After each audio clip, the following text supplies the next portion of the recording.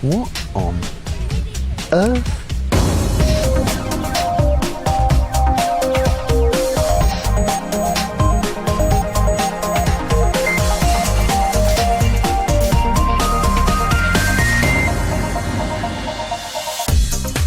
This week we're drifting into the clouds, taking a journey through the future of online applications. Very soon you could find yourself working with a computer in the sky, rather than the one under your desk. As 2 new books on the future of the net are published, we ask the authors why they think we all face certain doom if things don't change. And Kate's here with a selection of sites from the webscape, including one to help us remember everything from birthdays to shopping lists. Welcome to Click. I'm Spencer Kelly. Have you noticed how quickly computers are improving these days?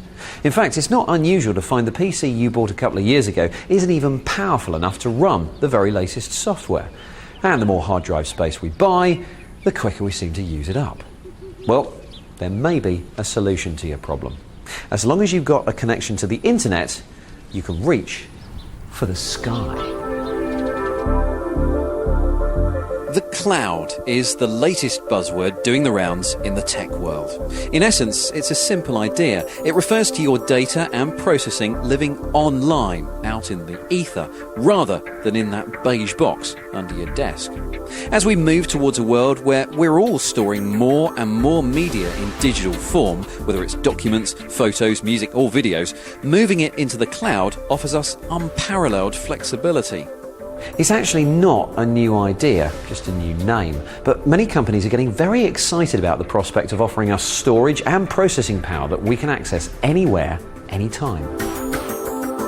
For example, the cloud's been adopted by Apple as the logo for its recently launched Mobile Me service on the 3G iPhone. The beauty of it is that it gives you the ability to synchronize all your mail, contacts and photos from anywhere the device can pick up an internet connection. Many applications which used to sit just on your desktop computer are also working their way into the cloud. Take Google Docs. It lets you create text documents and spreadsheets online. The interface is clean and intuitive, and as your files are stored in the cloud, you can access them via a web browser from any net-enabled computer. You can also collaborate on your creations by sending a link to your friends or colleagues. Any changes they make appear on your screen almost instantaneously. Adobe's Acrobat.com is a recently launched rival to Google Docs. If you want your online word processor to look and feel like the one on your desktop, this is the one to pick. It attempts to seduce us into thinking we're using a more traditional desktop application rather than a web page. You can even harness the power of the cloud for more complex processing, like converting text documents to PDFs. At the moment, if you think of cloud services, you immediately think, I've got to go into a browser, hit a website and start using some services. But already with Acrobat, we've built in some of those links to cloud services just natively into the application. So you don't realize you're using the cloud. And it won't feel as if I've left my desktop. It won't feel as if I've left the application. I think personal computers are going to get more powerful. They're going to continue to get cheaper, and people are going to still buy them. So the real best of both worlds will be when those desktop applications work really well with cloud services. And now that you can use the cloud to store your digital assets, why not access them from an attractive interface? Juice.com is a Flash-based service for those of us who hop between machines. Its look and feel mimics the familiar desktop environment. Documents you save to this desktop are actually uploaded to the cloud. So next time you log in anywhere in the world, everything's there on your desktop just as you left it. But should you be worried about saving your life in the cloud? By entrusting your data to storage providers in the sky, you're at their mercy. Who's safeguarding your data? In a recent investigation, technology website Heis Online found worrying security holes in some online backup services. During the course of our tests, we found that some of these services were vulnerable to an attack on their security systems, which meant that someone could read or even alter all the data that you were using these services to back up. What we did is what security experts call a man-in-the-middle attack, which involves impersonating the server you're trying to talk to by presenting it with a fake ID. Some of these services having this kind of problem gives you cause for worry when you're using services that are based on the internet-like services. So, creating documents online and then storing them in the cloud can be really handy. It means you don't have to worry about carrying everything around with you. Particularly useful if you're a computer nomad. But there's more to the cloud than just a place to store stuff. It's also a massive repository of computing power, and it really comes into its own when you use it to do processor-intensive stuff not possible on a low-power device like this. In this handset, loaded with the new Windows Mobile 6.1, power-hungry voice processing goes on in the cloud. 3850 148th Avenue Northeast, Redmond, Washington. In the past, voice recognitions relied on your mobile's small and relatively slow processor, which often resulted in some frustrating exchanges with your handset. This new service, still in beta testing, promises to offer a new way of saving information. Simply take a snapshot of a handwritten note, a business card or a travel ticket and email the image to Evernote servers in the cloud. They convert your scrawl into text, giving you a searchable database of thoughts which you can access on a handset or on your desktop. Creating an animated movie like this one requires lots and lots of number crunching. Every frame needs to be drawn or rendered by powerful hardware, normally beyond the budget of everyone except the biggest film studios.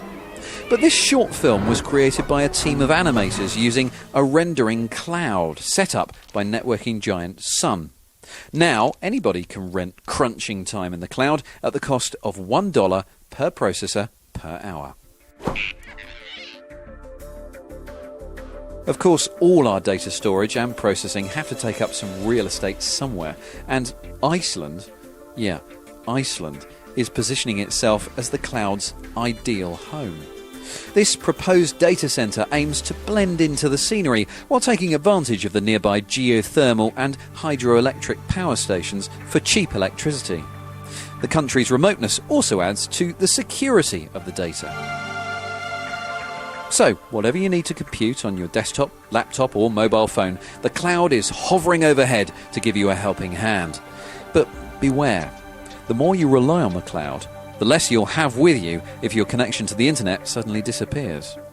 You will have to be very careful about knowing which bits of your personal information are actually needed with you personally, even if the cloud is there all the time. And it's good not to trust major services too much, as we've all discovered when the power goes down in our homes. It shouldn't happen, but boy, you have to throw away a lot of food when it does. Of course, there are dozens of applications living in the cloud to assist your digital life. Check out our website for some of the cloud services we think are worthy of a click. The latest edition of the Firefox web browser has arrived, claiming a new world record for downloads in a single day of a staggering 8.3 million.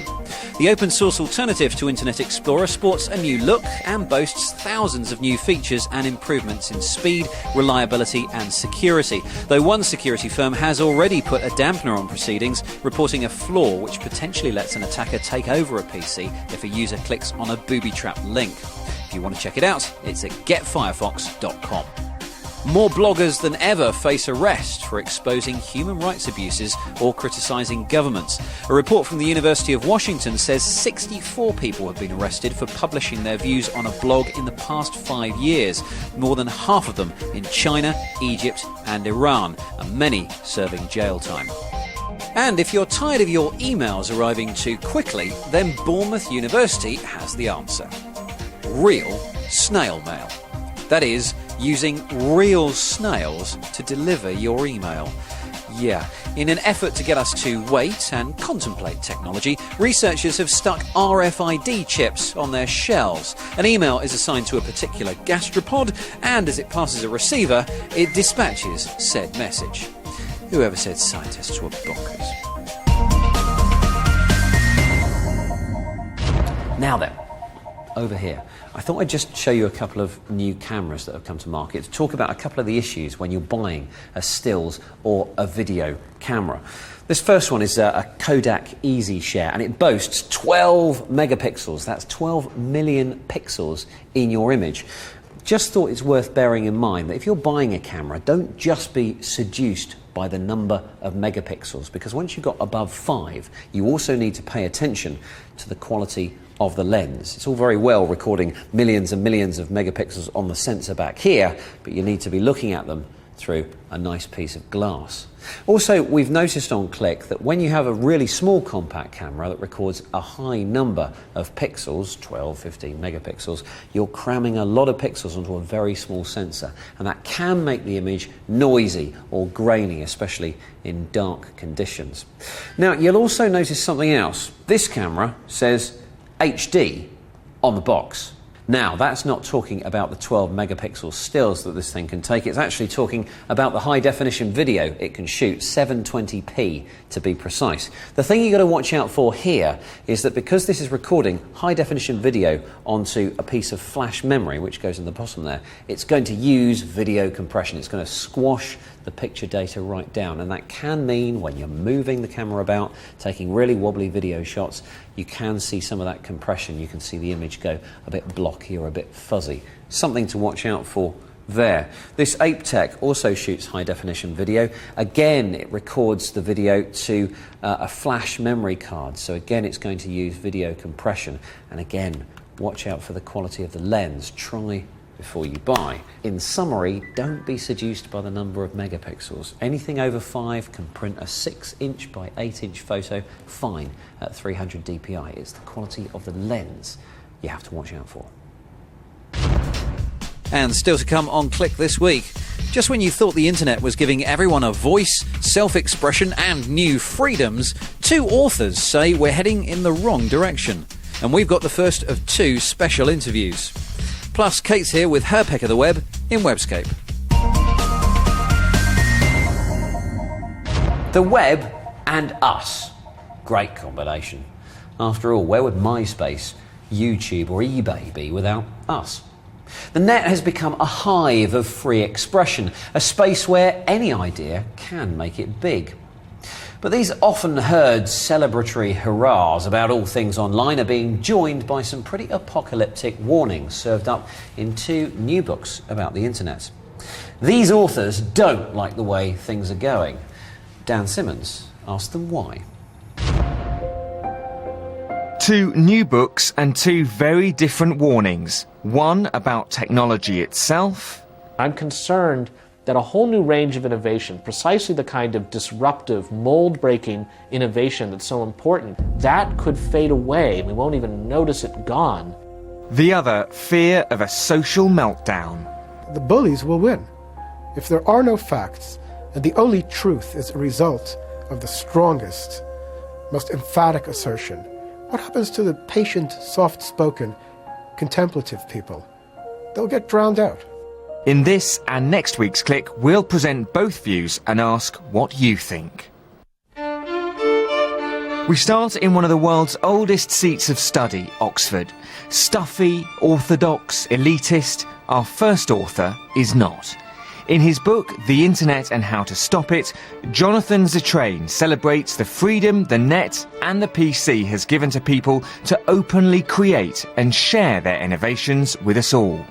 Anything from the World Wide Web. The idea of a web came from Tim Berners-Lee, a physicist, who dreamt it up, donated it to the world at large. Wasn't exactly a business plan kind of thing. To most instant messaging, things like Internet Relay Chat or Talk on Unix, or were the ancestors of instant messenger today.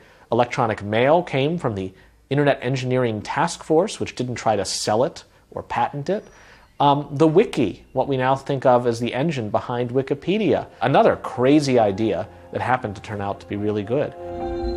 But increasingly with such freedom has come viruses, security threats and malware. What Zittrain describes as bad code, which he fears is starting to drive us towards closed, guarded networks, where everything is watched over and approved by a gatekeeper. Well, thanks to the problems of bad code, I think more and more people or companies that run machines that people use, like in corporate environments, your workstation, they will be driven into the waiting arms of either what I call sterile information appliances, things like the iPod or the iPhone or the PSP, Sony PlayStation, things like that don't allow outside code on the machine either at all or without the permission of the platform vendor, or they will end up migrating towards the web itself. And by that I mean they'll find someone on the web to deliver services to them that substitute for what they used to do on their PC. They'll do their documents in Google Docs, they'll do their email in Google Mail, they'll do their messaging in Facebook. Now, many of us, of course, just want our devices to work, and if that means a big company overseeing it, well, so be it. But for innovators working to closed platforms like Google's, Apple's or Facebook's, well, that changes the game. The natural presence of the platform online means that Facebook gets to control it far more. And you read the Facebook Terms of Service, and it contains things provided automatically by the lawyers. It's not evidence of some terrible plan by Facebook, but there it is, reserved to Facebook, rights that Bill Gates, Mr. Proprietary, could never have dreamed of. Rights to charge the makers of applications for the privilege of allowing that application to continue to exist on Facebook at any rate Facebook chooses. Rights to terminate any application that they don't like for any reason. If just a few big names had played gatekeeper in the past, would applications like Skype have ever got off the ground? With no money in it for operators, Zitrain fears commercial interests may have strangled free international calling over the net.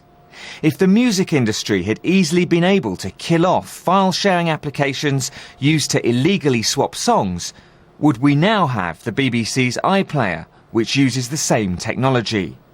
In a bid to get a more reliable service, if we move to locked down, managed gadgets like Apple's iPhone, do we risk caging innovation itself?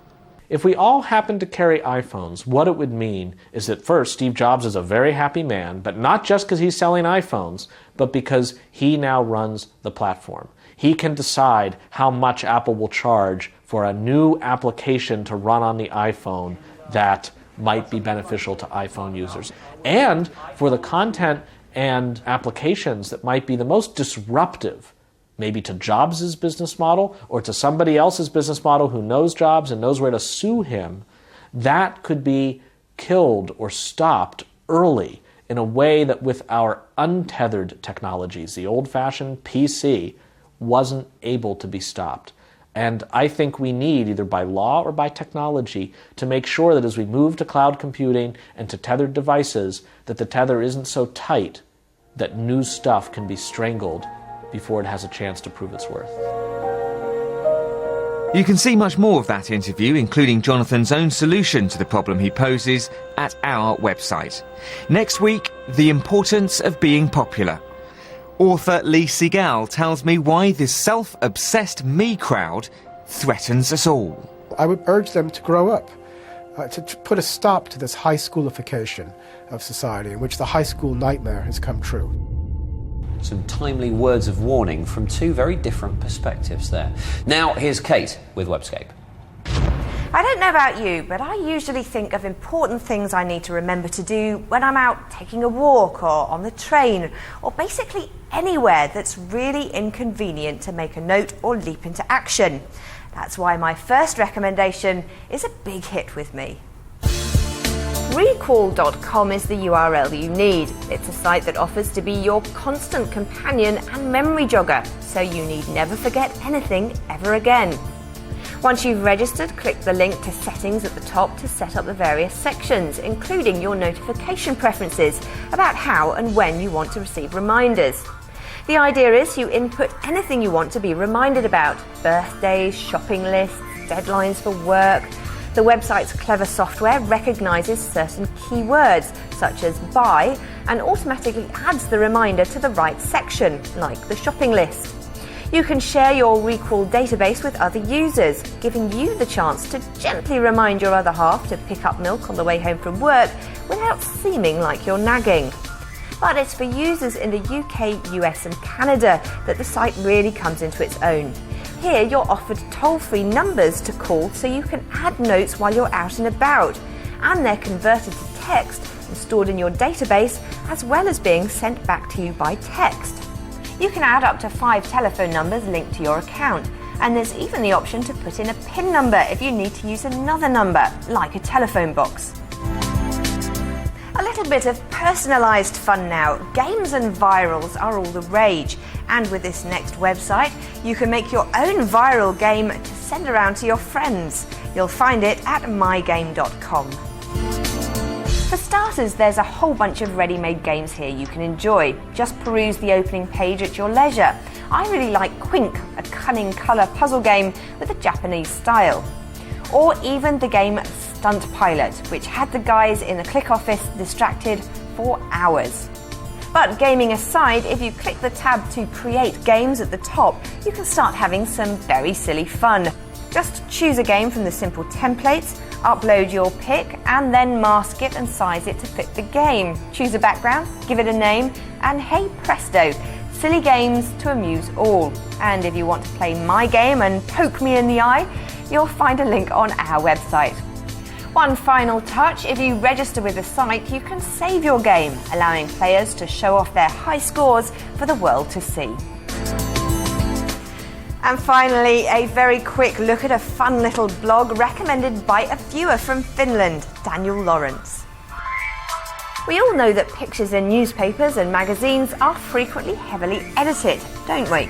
Well, sometimes the artist's work is not as good as it could be, and PhotoshopDisasters.com has very helpfully taken note of all these graphical gaffes and pointed them out for us to have a good giggle at. Just waste a few minutes browsing the archives. Use the links panel on the left to go back to previous months. You'll find everything here from glossy ads to movie posters. Of particular note for me is the cloning used to make the famous 20th Century Fox splash page. So obvious once it's pointed out. And on that note, it's time I was photoshopped out of this show. But don't worry, it'll only be a temporary job. I'll be back next time with more secrets from my bookmarks folder. Until then, I leave you in Spencer's very capable hands. Spen. Thank you, Kate. bbc.co.uk/click. That's what you need. It contains everything to do with this week's programme, plus our back catalogue and, of course, a video stream of the programme too. You can also catch us on the iPlayer, thoroughly recommended, and you must get in touch. Click at bbc.co.uk. Your views, please, on everything you've seen today, including the cloud and the future of the internet. That's it for now, though. Thanks for watching, and we'll see you next time.